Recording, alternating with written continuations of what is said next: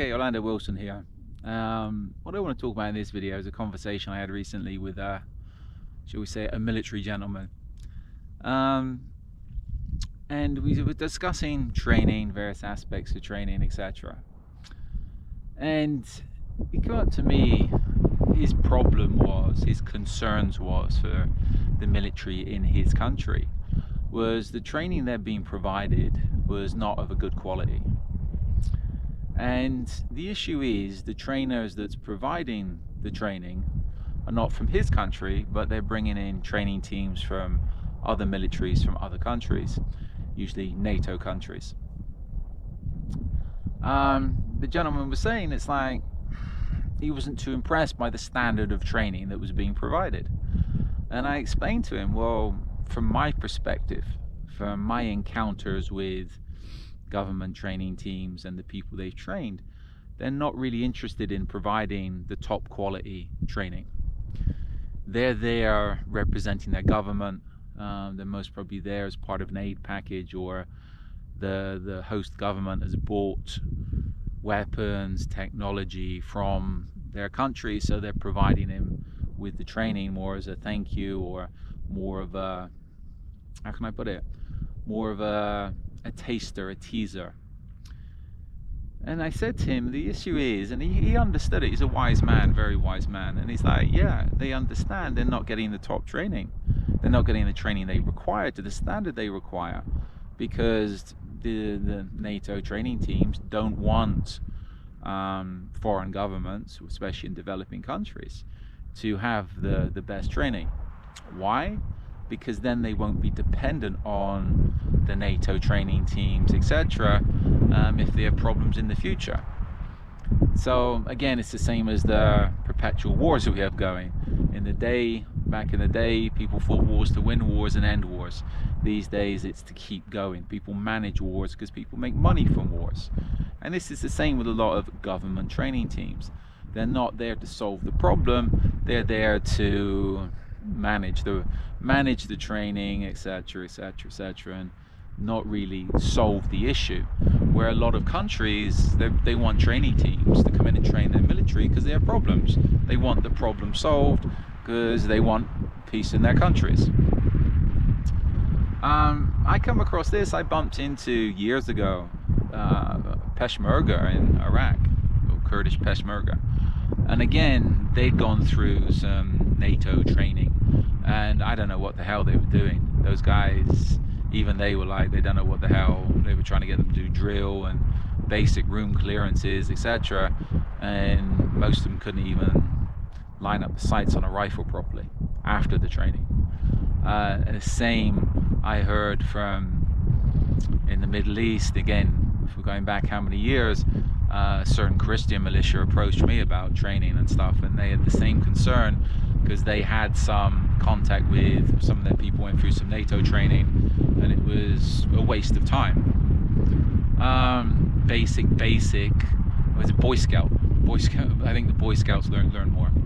Anyway, this is it. A lot of the government training teams are there they're not there to solve the problem. They're there to keep their government's influence. This is, again, you can see this has happened in certain countries in Africa, where recently the French have been told to pack your bags and go. The French military has had a presence in numerous African countries, and recently in the last year, 2023, they've been told to get out. And the complaints I understand is, again, the host governments weren't happy with what the French were doing, which was, they were there apparently to, well, the host governments believed the French were there to help them fight terrorism, help them fight insurgencies, and they weren't doing it. They weren't doing much. Instead of going out and killing bad guys or teaching people how to kill bad guys, they weren't really doing much. I'm sure they had plenty of PowerPoint presentations on LGBTQ rights and gender issues and everything else, but as far as doing their job as soldiers, they weren't really doing it. That's why groups like Wagner, which is, before we go any further, a recognized terrorist organization in the UK and a recognized criminal organization in the United States, organized crime organization in the United States. Wagner went in and they took over a lot of the contracts that the French government had. Why? Because they were actually going in, they're actually going in, and the Russians are going in, they're still there, going in and doing the job that the host government wants, teaching them how to fight terrorism, fighting insurgency, and solving problems. A good example of where contracting companies work, professional military companies work, and I'll touch on that in a second, is Executive Outcomes. Executive Outcomes, even Barlow's people after Executive Outcomes, I forget what his new company's called, they done top quality work, first class work. They solve problems very, very efficiently. They did, they provided top quality training and top quality services, and they solved problems and they brought stability. And this is what governments want. They don't want training team, NATO or whoever, training teams to come in and just fluff around. As I said, professional. I've come across, and these days there's how many people going around saying, oh, we're PMC, private military contractors. And from what I see, especially on social media, you know what, guys and girls, it takes more than just dressing up in tactical gear and going to a gun range and playing with guns to become a military contractor. And I'd say the vast majority of the supposed PMCs out there at the moment, well, people portray themselves as PMCs, at best are armed security guard companies, manned by security guards, manned by people that like to get dressed up and go to gun ranges and play with guns. That's it. This is where I see a lot of people putting on their profiles on social media, PMC, etc. You know what? That, when I see that, is a red flag that somebody's a fucking idiot, to put it very, very, very politely. I've come across over the years how many Muppets passing themselves off as trainers. And one good example I remember out of South Florida, there was a guy there that had a contract, I think, to work with the police in Costa Rica. And somebody asked me, you mean, could I, somebody I know asked me for some training programs and courses of fire. And I was like, why? Oh, so-and-so's asking for him. And I didn't like the guy anyway. I said, well, fuck him, period. I'm not helping him. He never helped me. I never liked the guy. He was a very much, yes, he was a security guard, firearms instructor, etc. And we'll leave it there. But I wasn't too impressed with him, period. I never liked the guy. But he apparently had a contract in Costa Rica, and from what I understand and the feedback that got back to me, and I can believe it, he was teaching the police in Costa Rica the G license qualification for Florida security guards. Why? It's all he knew. He couldn't write his own training programs. The guy had no military experience, etc. He was just an NRA firearms instructor, K license instructor, so he'd done the NRA law enforcement firearms training program, which sounds cool, but that's only, I think, a 1 week course maximum, and it's virtually a no-fail course as long as you can shoot straight. So it's not a big deal. And no disrespect, if you look at a lot of the law enforcement qualifications, the basic law enforcement firearms qualifications in the US, they're not that difficult. Why? Because the police need cops on the street, and they're not going to make the firearms qualifications too difficult. So to say you're a law enforcement firearms instructor these days, to me, doesn't really mean much. It doesn't qualify you to pass yourself off as being a private military contractor, instructor, Rambo, etc., etc., etc. So yeah, if you're a government client and you're looking to hire people to come in and actually train your people, make sure they have a past record and make sure they actually know what they're doing, and they're going to provide you with the services that you want. They're not just a glossy web page and glossy social media, but when it comes down to it, they might be able to run around a gun range and do stupid things, but are they going to be able to teach your people actually how to fight an insurgency? And I'd say the vast majority is a no. Or, and again, I know of other companies that are, how can we put it, recommended by embassies to go and do training contracts for foreign governments.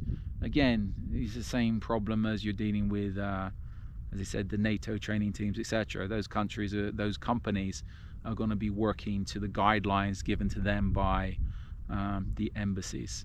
And the classic example to finish up, and I spoke to a few guys about this, a few American guys, good guys, and they were involved in training the Iraqi army in the early days. And they said they were getting them up to good speed. The Iraqis were good, and they were pushing them through the training in the early days when the programs first begun. They said, yeah, they were getting really good results. And word come down the line, cut the standards. And the guys are like, what the fuck? Why are we going to cut the standards? The guys were doing a good job. And the word come down the line, as they understood it, is they didn't want the Iraqis trained up to a high standard in case they changed sides, in case the Americans ended up having to fight the Iraqis and the Iraqis were passing on the knowledge to the bad guys, etc. So a lot of guys, from what I understand, a lot of trainers, good trainers, were very disheartened, to put it politely, because they had to tone down the training. And they were saying when ISIS turned up and the Iraqi army collapsed, a few guys I know were like, well, we could have told you that. It's like we weren't allowed to train them to a decent standard. It was all, in the end, the training of the Iraqi army was a farce. And you can see by the results. As I said, ISIS turned up, they capitulated. And apparently they were trained by NATO, America, etc., etc. And the reason they capitulated was they didn't get the sufficient training. The guys, people wanted to give them the training, but they weren't allowed to give them the training. So I'll leave it on that note. So again, as far as government training teams are concerned, I take them with a big pinch of salt. And again, a lot of clientele, if you have government training teams coming in, or government training teams being offered to you, foreign government training teams being offered to you, sure, take it. It's usually free, or your government's paying for it, but take it all with a big pinch of salt. You might learn something, you might pick up something new, but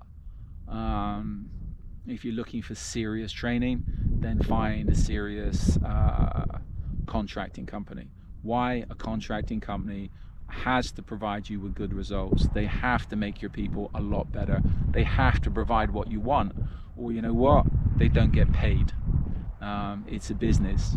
Whenever we've provided training to law enforcement, etc., it's in our interest to make sure they're the best they can possibly be, because we want more business, and we want them to go off and spout the word that we provided them with a good quality service, and the people we have dealt with have gone on to get very good results. So just my opinion again on government training teams versus private military training teams, law enforcement training teams, etc. So follow me along on social media. I got a lot more videos up on various topics to talk about security, etc., etc., close protection, kidnap and ransom.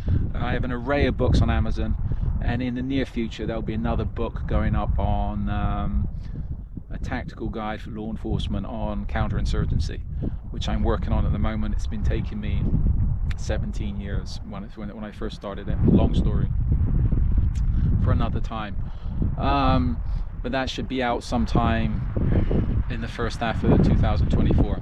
So in the meantime, be good, stay safe, and stay out of trouble.